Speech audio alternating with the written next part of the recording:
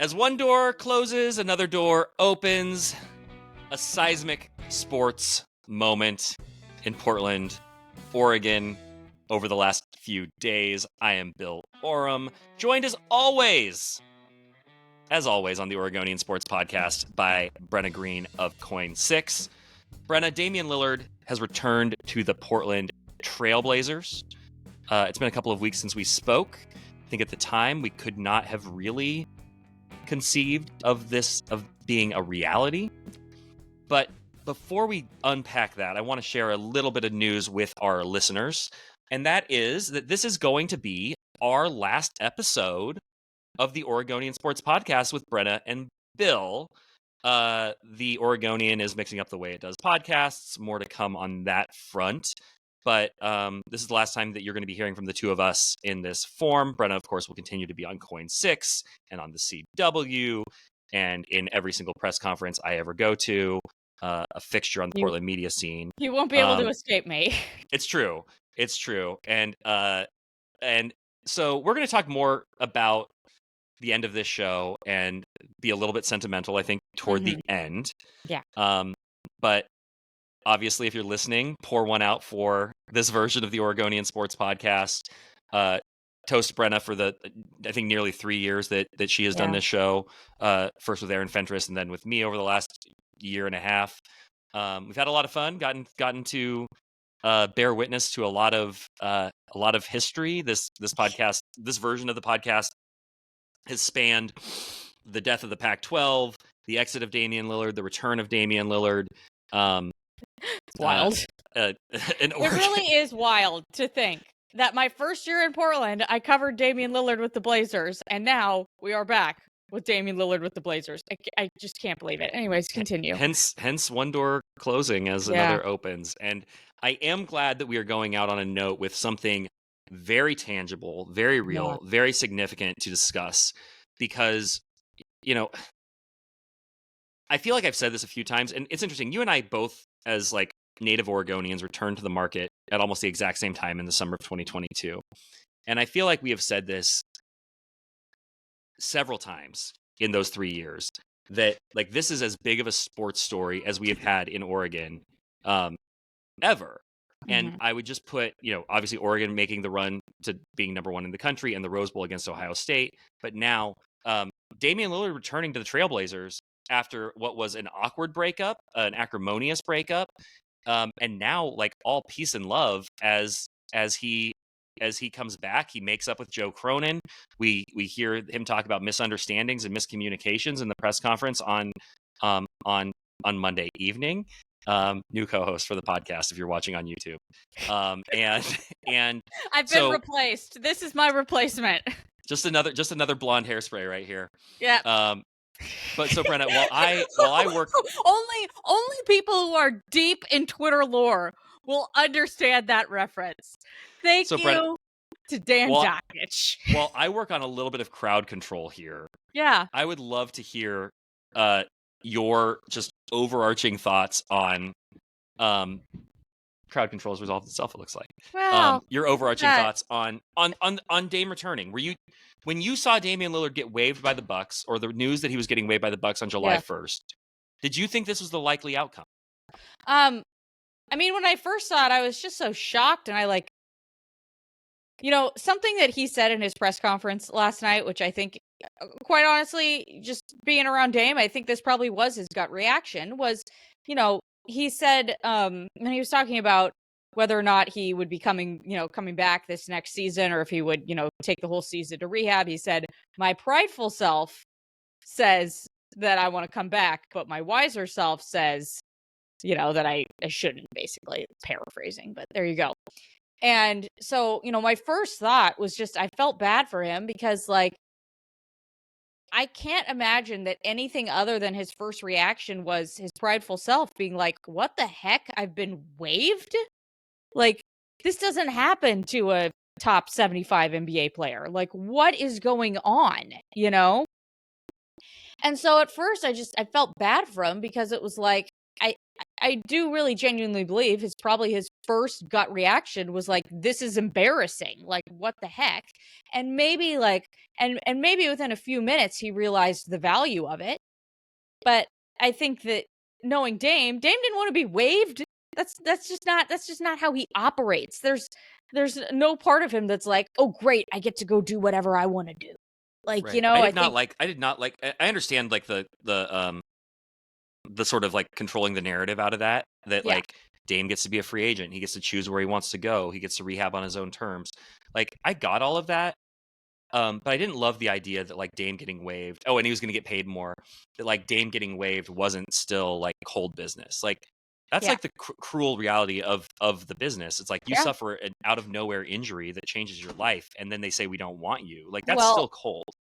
And also, like, I mean, we forget that he had blood clots that, you know, he came back from relatively quickly to play for his team. And I mean, forced his way back. Victor Wembanyama just got cleared and his blood clots popped up before Damian's did. So, like, you know, it was just, he really sacrificed himself in a way. And I think people kind of forget that part of it as well. So yeah, my first reaction was that. And then in the days following, and I'm sure that you had heard the same things. All of a sudden I heard from two different people that I trust that this could be a real thing.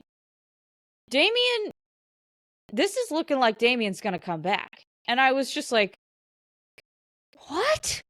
Like, I mean, I understood it. Trust me. You know what?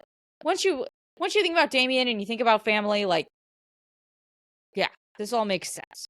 But it was just not something that, you know, we could have ever had on our bingo cards in 2023.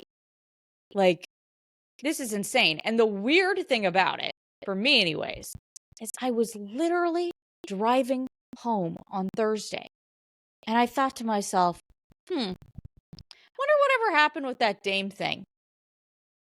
I wonder, maybe they're just going to wait. Maybe they're just going to wait for a season and then, you know, and then figure it out. Maybe they've just decided they're going to sit out this season and then figure out his best options.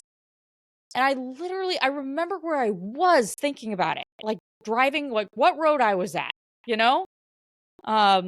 I was at the Five Corners area of Beaverton Hillsdale. And that intersection blows. But it's okay, anyway. Insane intersection. It is. As somebody who recently rebuilt my fence and made several trips to that Par Lumber, intersection blows. It is absolutely a fever dream of an intersection. And so, yeah, anyways, like, I just kind of thought to myself, wonder, like, I was like, is that just, like, not going to happen? Because it's been a bit now. And literally 45 minutes later, it broke. So, it's crazy. Congratulations on breaking it, by the way. Oh, thank you. Thank you. It's a big deal. I had it to myself for about a minute or 3 minutes or something. But yes, that was a huge moment. Got tipped off around 1:45, confirmed it, and then very quickly wrote up a story to have on OregonLive and was able to break the news on OregonLive, which was very exciting. But unwinding this to kind of July 1, or rewinding this, I wrote a column that said the Blazers absolutely should not re-sign Damian Lillard. And I stand by all the logic in that column because I still think the wisdom here is that we don't know what kind of player Damian Lillard's going to be. Yep. And we don't really know what kind of team the Blazers have. Like, we think we know what kind of team the Blazers have in terms of, you know, we've seen Tumani and Denny and, you know, but like, we don't know what Scoot is. We don't know what Shaden is. And this feels like such an important year of discovery for the Blazers in terms of really figuring out and dialing in like what this group can do. And then, you know, in a year you drop Dame in and, you know, if he's a star, it makes some sense because now they have a go-to scorer, but also the way Damian plays, you know, where everything goes through Dame and every shot is like designed for Dame, doesn't work anymore. So what you're really going to need to do is ask Dame at 36 years old to change the way he plays. And one thing Chauncey Billups told me yesterday, I had a long conversation with Chauncey after the news conference. I wrote about it. We'll get into more of it. But one of the things he said was what he sees in it as an advantage here is that it gives Dame a year to watch and absorb the way that this team plays and then to integrate himself, as opposed to, because they don't want Dame to come back and play the same way he did. Not just because he's 36 and coming off the injury, but because the way Dame plays and the way Dame had to play with those teams his first 11 years doesn't work for this roster anymore, which is, defense, pace, ball movement. It doesn't work to have Dame come up and I mean, Dame will still shoot 40 footers, don't get me wrong, but like there's going to need to be an adjustment on Dame's part for this to work. If he's even, some version of the same guy. And one thing Chauncey said was if he's at 80%, he's still better than 80% of the league, which, probably a platitude and a talking point, but like there's some truth there. Like 80% Dame is still a really, really good basketball player. I just think it would have made more sense. And but obviously I'm not Dame. Like the family component is massive. Like, and the uncomfortable truth is that he recently went through a divorce. Divorces are messy. I think that is still being sorted out in court. If you've read what our editor Therese Bottomley wrote recently about like kind of some of the the court sealing documents related to that divorce, don't exactly know what's going on with his children and custody. This puts him right in proximity to his children every day. And when he gets healthy, he will be in proximity to his children every day. And, very sweetly, he said in the press conference that, his, I think it was his daughter who said, when he signed the contract, so we don't need to fly to Milwaukee anymore. Like anybody can relate to that. But the Blazers also have to be looking out for the basketball interest here. And so I just think it's a really interesting question of, does this make basketball sense? What has to happen for it to make basketball sense? Can Dame be the guy? Because Dame could go to Miami and not have to be the guy. Dame could go to Houston and not have to be the guy.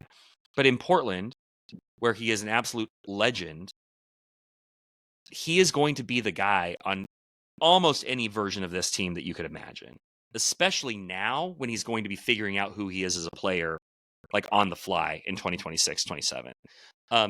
One thing that I want to touch on as it relates to the injury, because Chauncey Billups tore his Achilles at 35 as well in 2012, I believe February 6th of 2012, playing for the Clippers, had gotten waived by the Knicks. And he came back 10 months later, less than 10 months later, November 28th. And if you go back to those days of the Achilles injury, Kobe Bryant was obviously an anomaly. Kobe came back in 6 months. Everybody knew that was a bad idea, and then Kobe ends up breaking his knee, and these things are all related. Dame is not doing that. And, Jason Tatum's not going to do that, and Tyrese Halliburton's not going to do that. And so Chauncey said, yesterday that the technology and the treatment and the therapy is all light years beyond where it was 13 years ago when he tore his Achilles.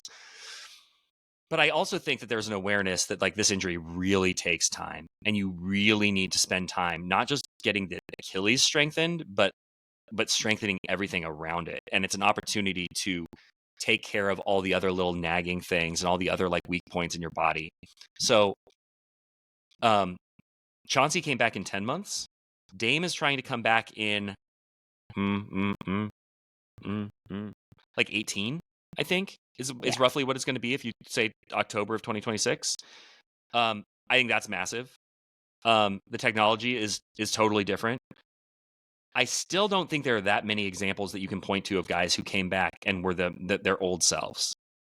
There just aren't. Like, I mean, KD is the one. Klay Thompson is still in the league and playing at a high level, but he's not the same guy.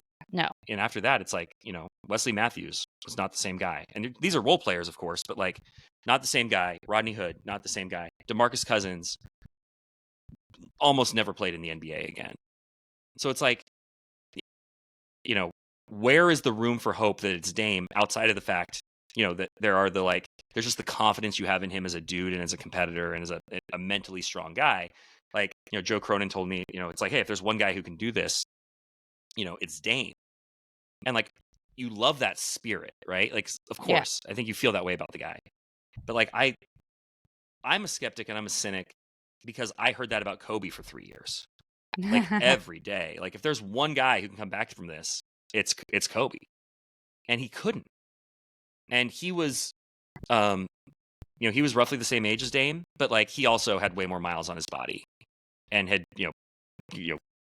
just been doing this since 18 in the NBA. It just was different, I guess. But I just think it's a really fascinating question of what kind of player he will be. And I've kind of hijacked this, but like I'm really fascinated by the question of what kind of player he will be, because the basketball component of this, in my opinion, hinges on what kind of player he is when he comes back.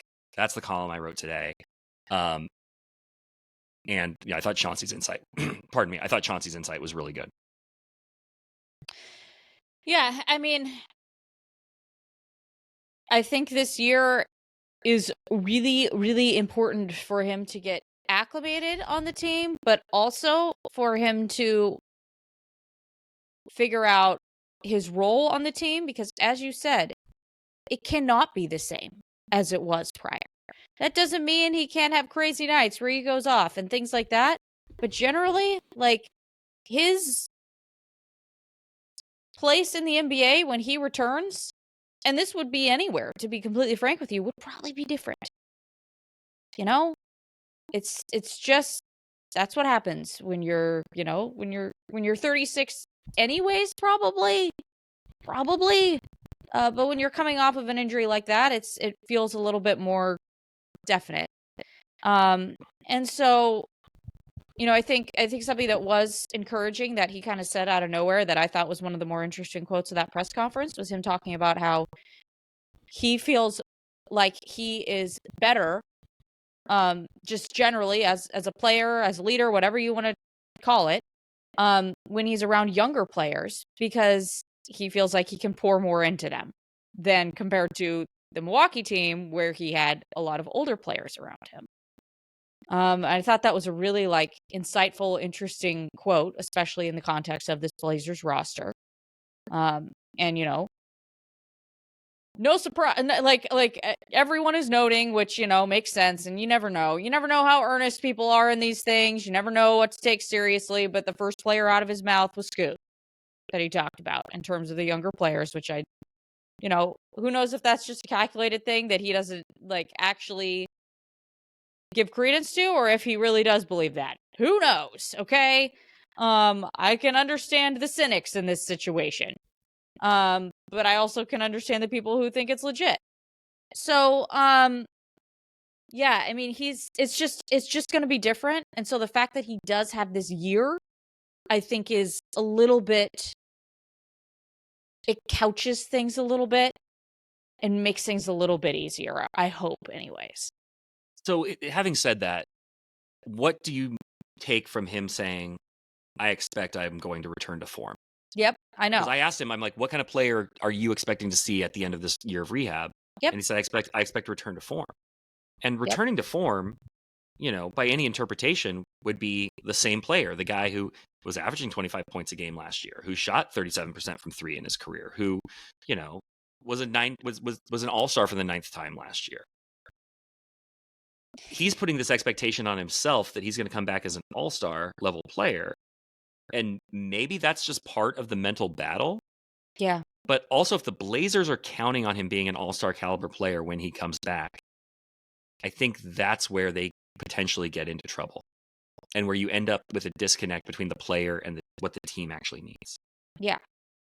Because in my purview, I don't think that player fits in the timeline of what the Blazers ultimately are trying to do, and also fits with the style of play. I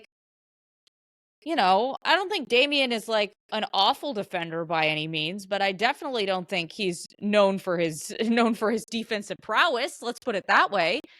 And it's been very obvious that defense has been a huge emphasis on this team. Huge. Well, you can have a good defense that's built around one player who doesn't really defend. Yep. The Rockets had done it, in the James Harden years, and it's doable, right? Not every superstar is out there defending at an all defensive level at all.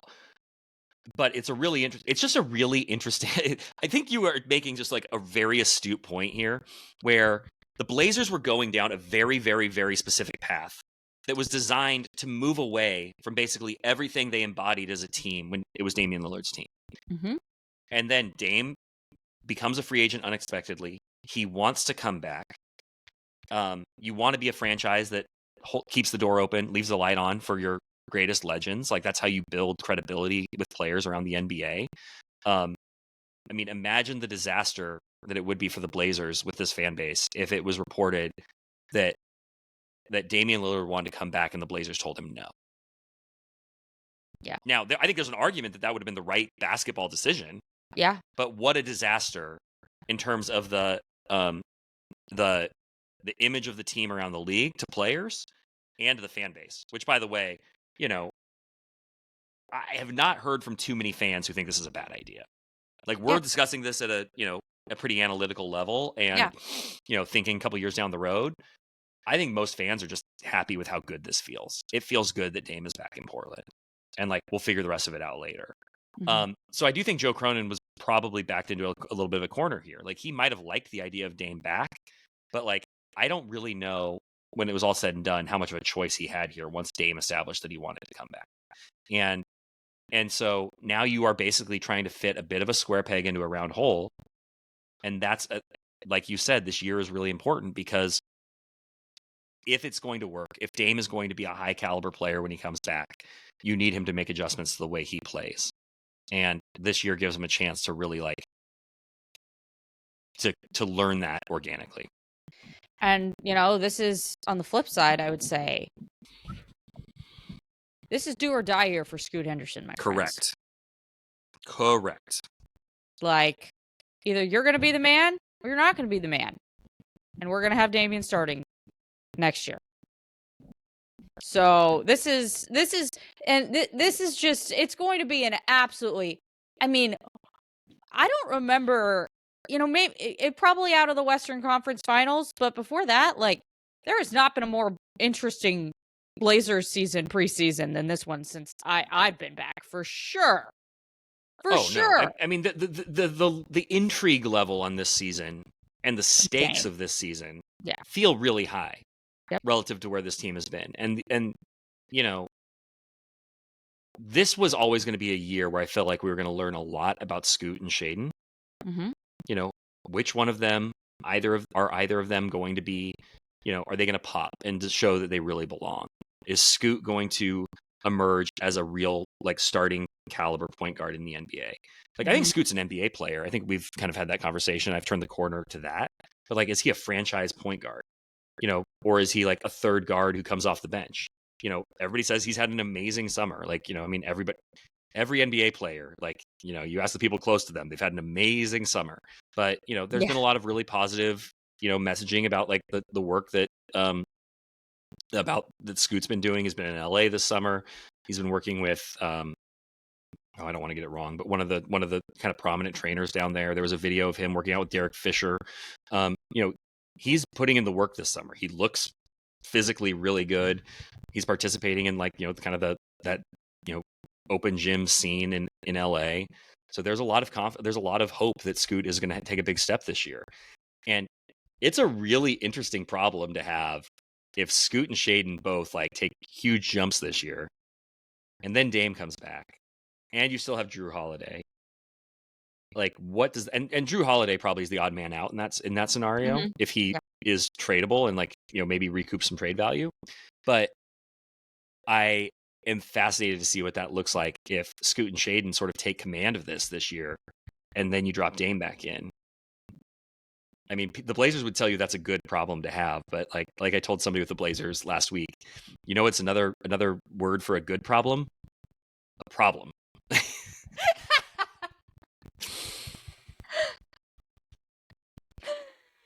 Because, like, if Scoot, like let's say, okay, you're getting Dame back, so now you've got too many guards. Maybe in one sense you'd be like, oh, we can trade Scoot for somebody who balances our roster better. Why on earth would you trade the 21-year-old guy who is, like, finally coming into his own to placate the 36-year-old coming off of a horrible injury who, you just don't know how much is going to be left? Like, that would be a terrible decision. So, I mean, I just think it's going to be I don't want to steal this from Mike Richman, who has his own podcast, Locked On Blazers. So I don't want to take credit for this thought. And I think he said it on his own show. If not, he will say it on his own show. But again, Mike Richmond made this point. I'm not stealing credit to Mike Richmond, but like the best case scenario for the Blazers is really, really messy. You know, because the best case scenario is Dame's awesome when he gets back. Drew Holiday, you know, proves that last year was just a blip. Scoot becomes a stud. Shaedon takes that all-star leap. And now you've got a mess in 2026-27. So, I mean, if the best Drew's case scenario is really messy. If Drew's good, he'll like that's fine. Like that's honestly, Drew being good is like great for the Blazers. I would agree. So I don't have a problem. Like, you know, I don't think that Drew sees Portland as his end all be all. Let's put it that way. So, Drew, it's time for you to play great so that you can get out of here next year, my friend.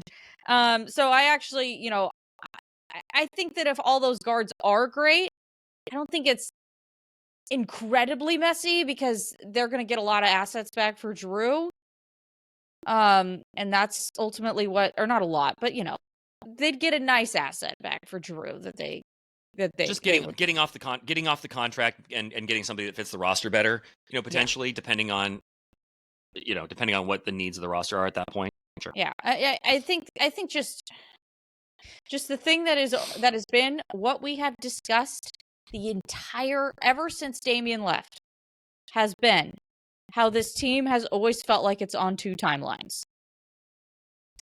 And we're back on two timelines. This is where I get frustrated with the summer, and this is where I get frustrated with the Blazers, and I get frustrated with the Dame signing. They finally, I think, had done the difficult work of sort of, you know, not only extricating themselves from like Dame's shadow, but really giving this team over to the young guys and it being sink or swim time for them.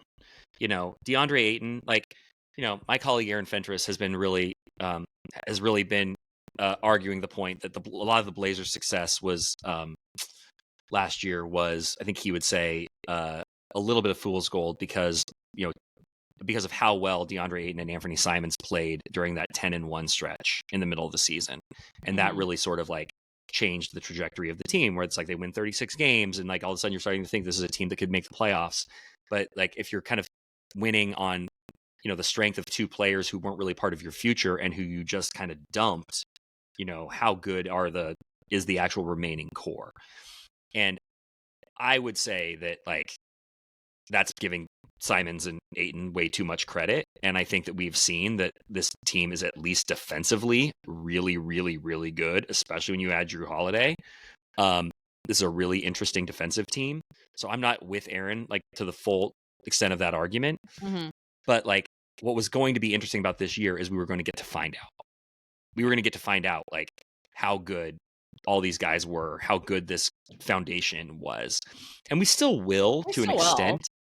We will, except for the stakes are different now because there's Damian Lillard waiting at the end. And Damian Lillard becomes, you know, he is the star of this team. He takes up all the oxygen. Like I asked Chauncey Billups this yesterday and I haven't written it yet and I don't know when I'll use it.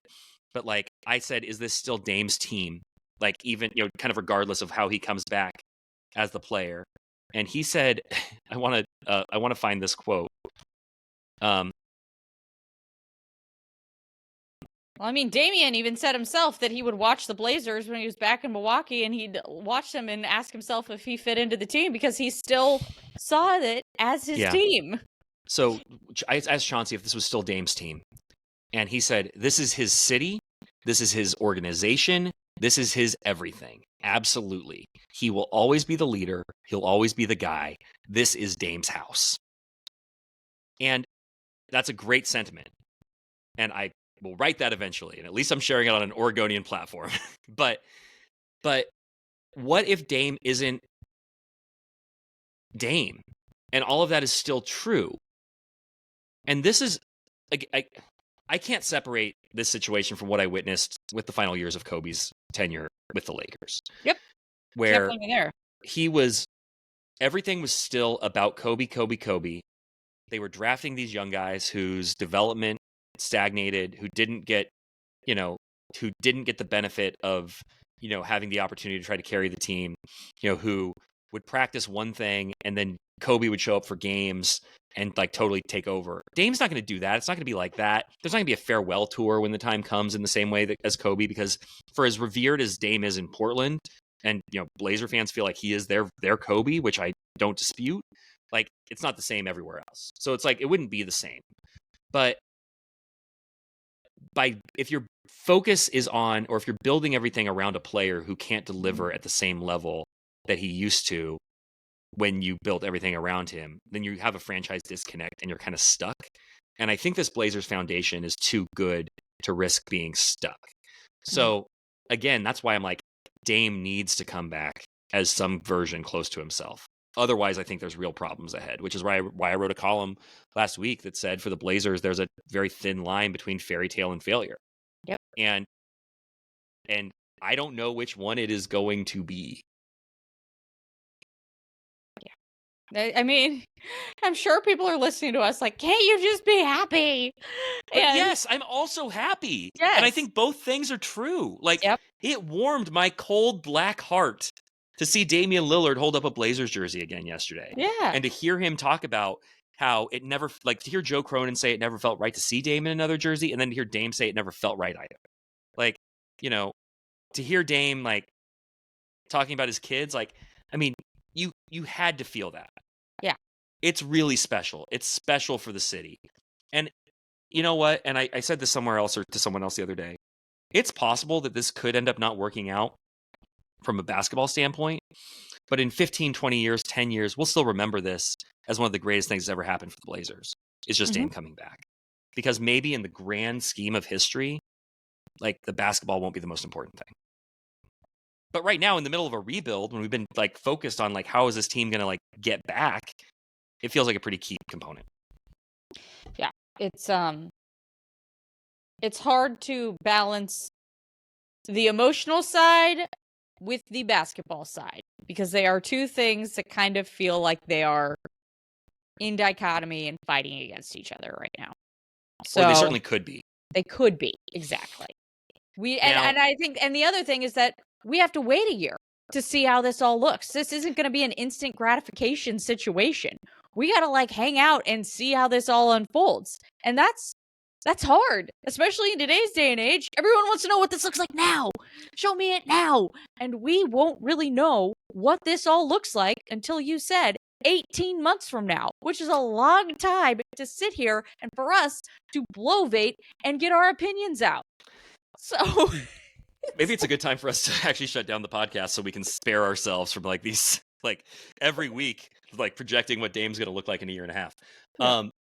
One component that's going to be interesting, and like this is kind of what I mean when I say Dame takes up all the oxygen. Next year, like Scoot's development isn't just going to be about Scoot. It's going to be about how does that fit into playing with Dame the next year. Like everything is going to be through the lens of like once Dame is back. And, Dame is going to be under no obligation to talk to reporters like while he's rehabbing. Like the rules are different for players when they're not playing. But like, Dame's a pretty accessible, available guy. Like I can just see us like, especially early in the year running to Dame. Hey, what did you think of Denny's game? What did you think of what do you think of Young Hansen? Like, how does this fit into your vision of what this team is going to be? And like, this question of like what Dame thinks about like the development of the Blazers next year, or how Dame is viewing where the team is at a given point in the season, is going to feel really important because he's still the guy. And I think that is going to be a very, I think that's like kind of a delicate sort of balance. Like, it's a year where Dame kind of doesn't matter, but everything will still feel like it's about Dame. Yeah, it's bizarre. It's I don't know what else to say. So I do want to pivot a little bit, because if this is going to be our last time doing this, at least on the podcast, we should at least hit a few other topics, even though Damian Lillard is the moon, the sun, and the stars. It's also taking up the oxygen on our podcast.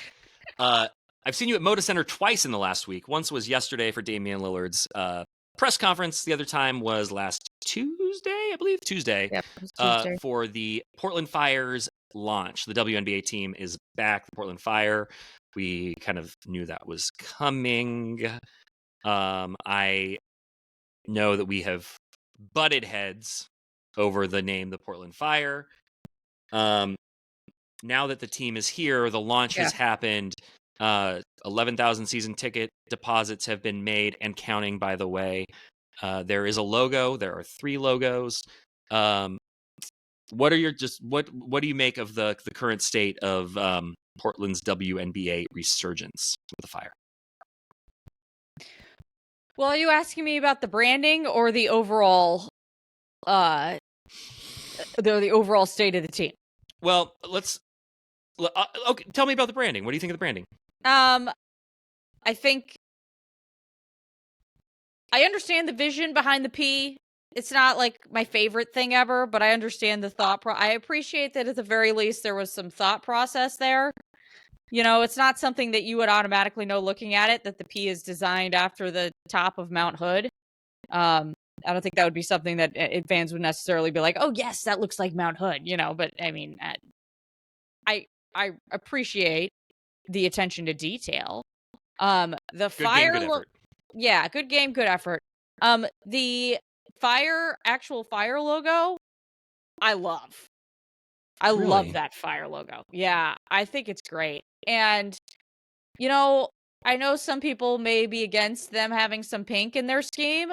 I think that's something that differentiates them from other pro teams. A lot of teams have stayed away, like the vast majority of teams have stayed away from that color. So I think adding a color in that you don't normally see with a sports franchise, I actually think is really good and kind of makes it a little bit different and better. And the color scheme looks completely different compared to what the Fire were back in the 2000s. So I respect that they went their own way in terms of that and didn't fall back on that. I really like the Fire logo where it gradients. I'm not so like much into the other logos, the other versions of the Fire logo that we've seen, but the one where it gradients I think is really, really cool. I love that thing. It looks incredible on a black sweatshirt. Like the black sweatshirt they had there with that logo on it, I was like, that's awesome. Like I understand people standing in line for that. So give me your thoughts. The P has grown on me. I kind of like the P. Okay. But not because of the Mount Hood thing. Yeah. I really I want to be nice. I think the rose looks better the bigger it is. Mm-hmm. I think the bigger it is, the easier it is to sort of like see kind of what all that's happening there. Yeah. My feeling with that logo is that they tried to do too much, and as a result, it's too muddled and like it doesn't land for me. I think it is too easy. I think you see too many other things in it beyond what it actually is supposed to be. Like I don't like. I have had a lot of people tell me it's like I didn't see the rose until I was told there was supposed to be a rose. Like, you know, and like the thing that frustrates me about this branding too is like all these subtle notes of like the P, like the Mount Hood P, like you mentioned. Like nobody would see Mount Hood unless you like held their hand and showed it to them. Mm-hmm. The fact that there's like supposed to be like a nod to the Moda Center roof in the rose, like you don't see it. Like you have to really, really see it. And then it's like, oh, this honors our bridges in the typeface. Like it doesn't come across. And so like, you know, there's like all these supposed Easter eggs that nobody is going to see or pick up on or like really like hold on to. And, you know, like I made this point in a column, but like, you know, like the Portland Winterhawks logo has like Easter eggs. You know, Mount Hood is the tuft of the hawk. You know, there's the feathers in the logo that are a throwback to the original Winterhawks, you know, heritage logo. There's a W and an H kind of hidden in the feathers of the hawk. Like, and it's simple. And I think a good logo is like doodleable. Like you could be sitting in class or at work and you could be like sort of like drawing the logo. Like how would you draw, like I don't think you'd be sitting around drawing the, you know, the Portland Fire logo, other than like, it looking like, what's that skater brand, like Spitfire? Like my kid is starting to skateboard, like the Spitfire logo. And I think that's the other thing about the Fire logo that I struggle with, is it looks like too many other things. Like I think, and a lot of this comes from my issue with the name. And so it's like, I would have had a hard time with kind of any Fire logo, because I struggle with the name, obviously. But I think it kind of is sort of generic, and I don't think it's iconic. I don't think just because you call it iconic, it is iconic. That said, how many people were at that launch event at Moda? 2,000? 3,000? Yeah. There were a ton of people. A ton of people there crazy. And people were excited. And like I and this is similar to the Dame thing. Like, I can sit here and like have a really strong opinion about why it may not be great. But the thing that matters, I think, most is, as it relates to the WNBA, is that there is a team here that we get to have these conversations, that we get to, complain about the front office, or, pull our hair out over how slow they're moving in terms of like, building out a front office and having, not having a GM, when there's an expansion draft, conceivably right around the corner. Not conceivably, but like there's also questions of like, the CBA and what's going to end up happening with the WNBA. So I think that like big picture, I mean, the WNBA is going, the Fire has a lot of room here, I think, to like sort of. You hated that. Go ahead.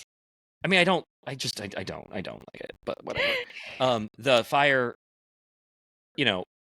there's so much excitement and enthusiasm and passion for this team already here that I think it's going to forgive a lot of these growing pains, or at least what I see as growing pains. I think a lot of other people do too.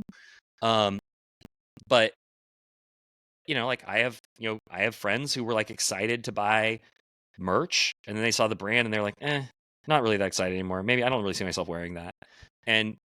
But like clearly a lot of people disagree. So, line for the merch box was insane. No, I know. And I talked to Lisa Bethal after the event, or as the event was wrapping up, and she said like, "Oh, we thought we had ordered enough merch to make it through our first season, and like we have to rethink that now." And it's like, well, if you thought that like, I mean, you underestimated the enthusiasm and passion of people in Portland for women's sports, for women's basketball, for repping their brands. I mean, like, how many Portland Pickles logos do you see around town? Like, Portlanders love repping Portland brands. I mean, I'm wearing a brand of a Portland company right now. It's like, we love repping our stuff. And so, I think that that's, another piece of this. I also will acknowledge that most logos suck in the beginning, and then they kind of become normalized and people get used to them. And like, there's usually backlash to new branding because new branding is new and it takes a while for people to get used to it or to get on board with it. So I think that's another component of this too. But I mean, I think my biggest takeaway from the event was it almost didn't matter if people liked the name or liked the logo. Once they got to launch and it was real, and like, and it became like, and the team was really here, and you could sort of feel the spirit of that community. It almost didn't matter how they got there. It didn't matter that they had made an abrupt change at the top of the power structure, 3 weeks before launch and 10 months before the season started. Like, I think that there's a really forgiving fan base here that's just excited that the team is here and is going to like really, really back this team once it starts playing. Well, this is a market that's hungry for more pro sports franchises. Totally. So anything, like you said, anything that is pro, and especially a league that, is on the come up right now in the WNBA, I think is going to be embraced. One of my biggest takeaways from this whole thing is like, from the branding is like, man, I think they really wanted to name this team the Portland Roses. So I've heard that too. And like, not just within the branding, but like, like after the fact, I have heard that as well, that like, that Portland Roses was the preferred choice and that they just couldn't get the IP for it. Which is really interesting. And I have not been able to confirm that at a 100% level, but that has certainly been some of the chatter around the naming and the branding. Yeah, I mean, you put a rose in the logo. And I agree with you on the thought that like there's a lot of like higher level thinking that is going into these logos that is not, if it's not apparent to locals, it's not going to translate nationwide by any means.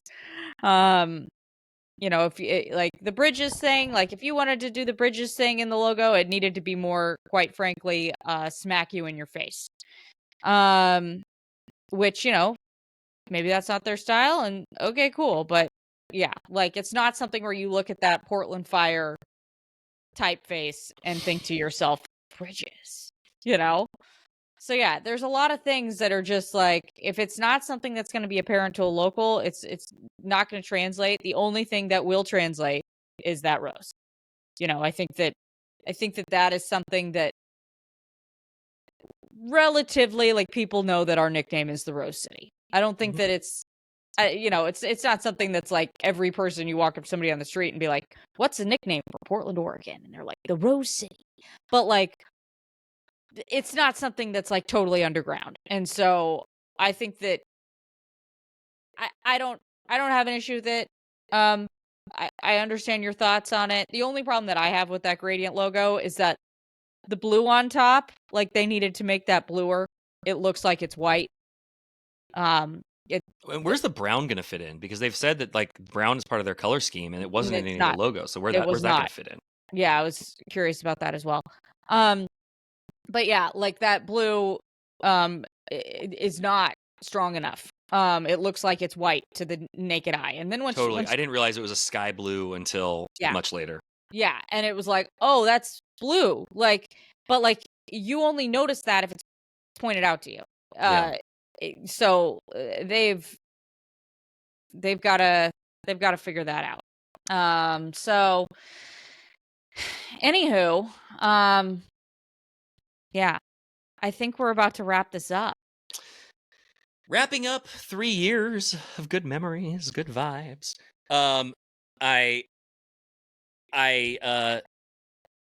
Before we go, I would just want to thank you, Brenna, for bringing your perspective and time and energy and personality and insight to this podcast, sharing it with the Oregonians readers. I think it's been a lot of fun getting a chance to connect with listeners who have listened to, responded to, reached out to me. I think reached out to you with feedback. We know you're out there.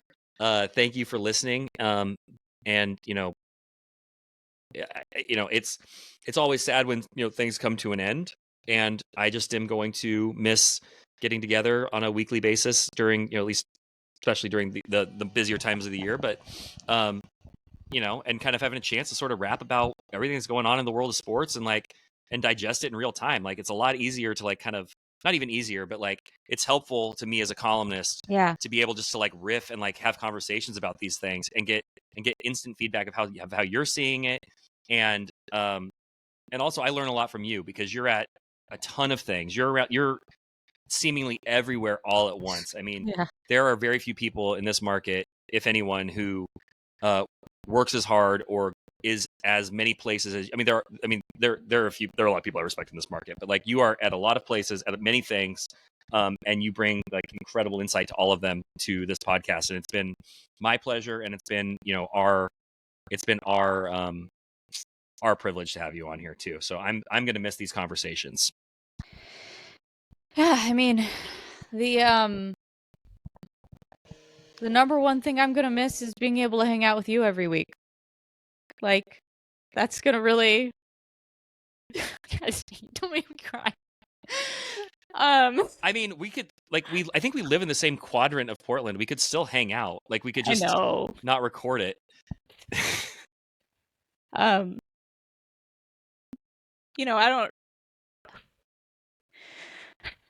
This is hard for me to do right now because I don't really talk about things going on in my personal life a lot.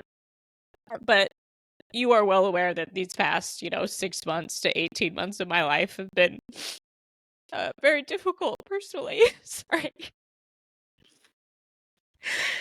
And so I've been really navigating a lot. And I haven't spoken about that publicly because I don't want to really talk about it. It doesn't just involve me. But being able to hang out with you every week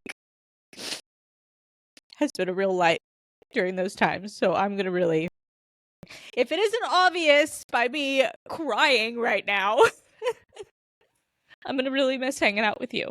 That's the thing that's the saddest about all this to me. So, yeah. Sorry, everyone. I'm a big emotional baby. That is really honest and very sweet, and I hope you know that I feel the same way, and grateful that our friendship will continue, and I will continue to see you around the market and at all these things, and we can keep talking about them. And I think on that note, I just want to say thank you. There will continue to be Oregonian podcasts in some form, but Brenna, thank you so much for just being here every week and talking with me. And I hope that we can continue to do this off camera. Yeah. You have my phone number, and listeners, please continue to find and support Brenna on all of her platforms, and obviously send her good vibes and support. Yeah, I want to make something clear. I didn't get fired. Like, because I think people probably could be listening to that. From this podcast? Yes. Oh, no. No, this is a from the Oregonian. We are reshaping the way we do podcasts. Some things have worked. Some things haven't worked. We're changing things up. Brenna did not get fired. We did not get fired. Yeah. So I just don't want people listening to this and thinking that like the reason why I am departing is because of any sort of situation like that. It's a reorg. Yeah, so. It's all gratitude and good vibes. And very grateful for your time on the pod, Brenna. And I guess I'll leave it at that. I'll leave it with a big thank you, and thank you to our listeners for the support and and for being part of our community and our, damn it, Brenna, I'm gonna say it, our family over these last couple of years. So thank you for listening, Brenna. Thank you. Thank you.